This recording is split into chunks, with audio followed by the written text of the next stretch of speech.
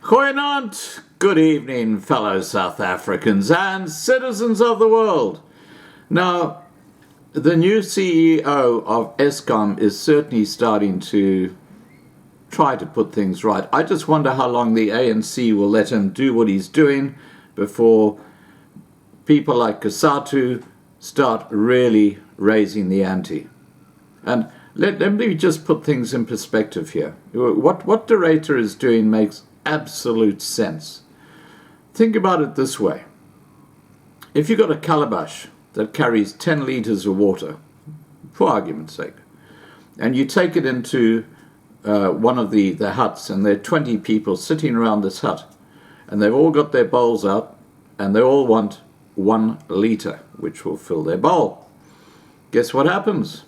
They start filling the bowls, get to the 11th person, it's empty. There's nothing there. It's simple mathematics.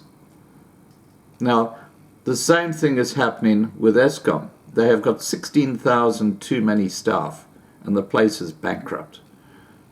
Like the calabash. You can't keep doing that. You can't manufacture something out of thin air. So what's De Ruyter doing to try and fix this? Eskom's new CEO, Andre De Ruyter, has cracked the whip at the troubled power utility, extending lifestyle audits to lower staff in a renewed push to clean up graft and wastage. De Ruyter spoke about lifestyle audits in a speech delivered to staff this week. He called for a range of measures to curb reckless spending, end corruption and stabilize operations. The CEO was addressing Eskom staff during an employee engagement meeting in Cape Town on Thursday, according to a source. This follows the same audits of Eskom senior managers and their families, started 2 years ago, which resulted in a number of disciplinary actions and the referral of staff files to the Special Investigating Unit. Eskom spokesperson Sikonati Manchancha said the audits that De Ruyter spoke about were a continuation of a clean-up process at Eskom that started 2 years ago that had now cascaded down to the rest of the staff. So now they're actually going to audit every staff member at Eskom. What a great way to go. De Ruyter told staff that Eskom's leadership had become scared to take decisions after 10 years of state capture and that accountable leadership had to return to the organization. He urged staff to improve customer service, cautioned against a relaxed approach in dealing with money, and said there was too much wastage in the procurement division. De Ruyter emphasized the need to reduce Eskom's bloated workforce, while at the same time avoiding forced retrenchments. According to the source, De Ruyter emphasized that the number one priority for Eskom now was preventative, reliable and scheduled maintenance on its fleet, which makes perfect sense. He had said this during a meeting with Trade Union Solidarity this week. The trade union's Dion Reineke confirmed. De Ruyter told the employee engagement meeting in Cape Town that on a good day, 30,000 megawatts of Eskom's total installed capacity was available, while about 24,000 megawatts was available on a bad day. Manchancha said this week that the accelerated deep maintenance schedule had been approved by the board. He said that currently about 6,500 megawatts of capacity was out on planned maintenance. De Ruyter has already implemented a planned maintenance schedule on its power fleet for the next 18 months, which means regular load shedding for South Africans, but it is hoped will stabilize the grid. The Eskom board approved that plan last week. Now, I'm getting a lot of emails from people saying that they're at load shedding 2 or load shedding 3.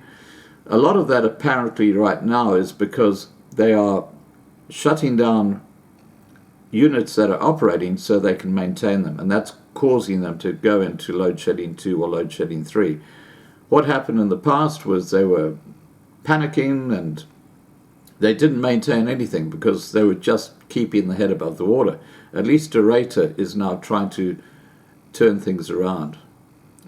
So I think what he's doing is the right way to go. At the employee engagement meeting, Dorata said that Eskom had been too relaxed in dealing with its finances and said that the power utilities' debt finance costs were about 28 billion rand a year. 28 billion rand a year. He said that 6 billion rand had been spent on diesel in the last financial year, and that 1.4 billion rand had been lost on non-technical losses like theft and vandalism. Tackling corruption and improving governance would be a key in turning Eskom around financially, he told staff. Dorata said that Eskom had to cut back on staff costs, but this would be done through voluntary separation and early retirement packages, and that there would be no forced retrenchments. He also said that this had to be done whilst retaining skills at Eskom. During a media conference at the end of January, Dorata said that the power utility needed to bring back black skilled people lost to the organisation as a result of poor management and corruption. Now, what concerns me here is that clearly Eskom is still in the snare of BEE. That's why he refers to black skilled people. What happened to employing people based on their capabilities in doing the job? That's the reason why South Africa is in the shit it is. Anyway, he went on to say, but Eskom would do most of this recruiting internally and leave only a small percentage open to the market. A hiring freeze was put in place at Eskom by former CEO Jabu Mabuza in the 2018-2019 financial year. Chris Yelland, Managing Director of EE Business Intelligence, cautioned this week that maintenance was not going to solve the country's energy crisis. He said that Eskom's energy availability factor, the amount of electricity available to the grid, was at around 60%, much lower than what is envisioned in the country's energy roadmap, the Integrated Resource Plan released last year. He said that the EAF had been averaging about 60% for the first 5 weeks of the year, and that it had been on a downward trend every year. So while maintenance might stabilize this number, it was unlikely to increase it in the long term. The IRP notes that the EAF has regressed over the last several years to an average of about 70% in January 2018, and this had resulted in load shedding towards the end of 2018 and the beginning of 2019. Plant performance projections in the IRP were based on EAF levels of between 71% in 2020 and about 75% by 2025. However, Yellen said this was too optimistic. The reality is that power stations are too old, and the new power stations, Medupi and Kusile, are performing like old power stations, he said. So there you go. In summary, Dorata is trying to weed out all the corruption that's been going on in Eskom.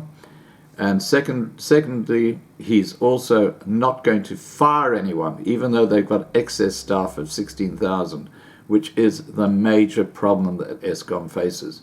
So he's basically failing in his position as a CEO, and I would suggest that's because of the pressures being put onto him by the ANC government, who just basically said, no, those are COSATU members, it doesn't matter what else you do, you can't fire them.